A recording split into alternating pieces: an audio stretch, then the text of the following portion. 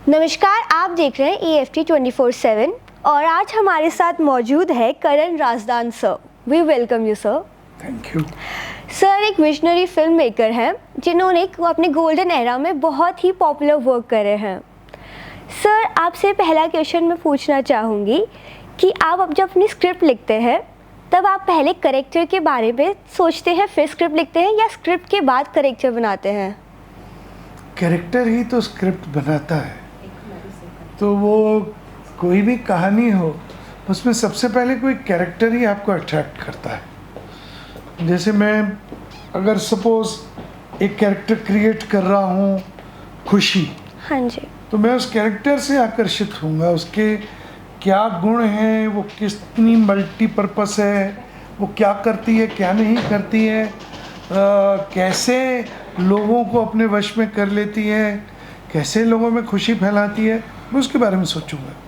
तो कैरेक्टर तो है, वो तो सेंटर होता है, और जो उसके सर्कमस्टेंसेस होते हैं, बदलते हुए सर्कमस्टेंसेस, वो कहानी होती है। हाँ सर, एक्टिंग से डायरेक्शन और राइटिंग का आपका सफ़र कैसा रहा, कुछ बताना चाहेंगे?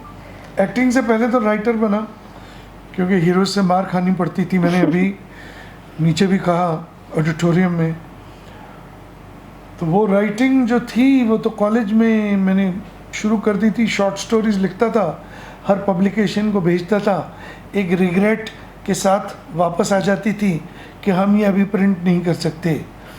बट क्या है, मैंने लिखना छोड़ा नहीं। तो वही मेन बात है कि आपको अगर रिजेक्शन मिल रही है तो आपको बल्कि और उत्साह बढ़ना चाहिए उससे। सर 80s के टेलीविज़न में और आज की OTT में आपको सबसे ज़्यादा फ़र्क क्या लगता है?